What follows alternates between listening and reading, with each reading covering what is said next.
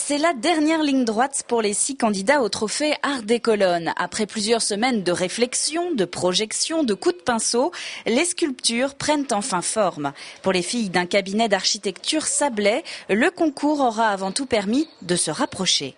On a trouvé l'idée assez sympa au sein de l'agence de travailler d'une autre manière entre nous. C'est-à-dire que c'est vrai qu'on essaye de travailler ensemble, mais on est quand même chacun un peu dans nos domaines. Et là, c'était une manière de se retrouver tous autour d'un projet commun. On est parti sur l'idée de dire que quand on faisait une maison, le point final en fait, de la touche Barty, c'était l'escalier.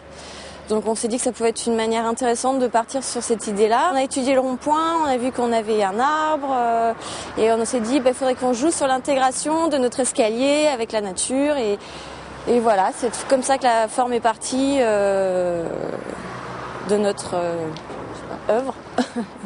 Pas d'escalier, mais plutôt un arbre pour cette autre équipe.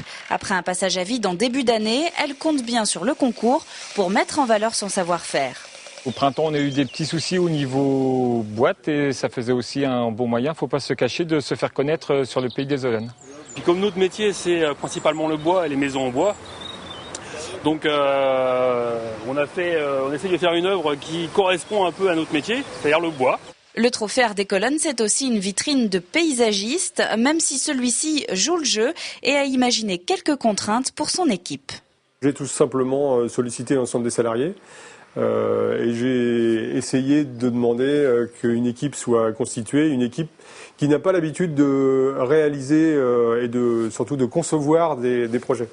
Donc j'ai exclu naturellement les concepteurs qui sont dans l'entreprise, tout en ayant un regard d'encadrement, mais je les ai un petit peu exclus pour faire travailler des gens d'habitude qui exécutent. Les sculptures trônent désormais sur 6 ronds-points des Olonnes. Elles vont y rester tout l'été, à la vue des milliers de touristes qui viennent chaque année dans la région.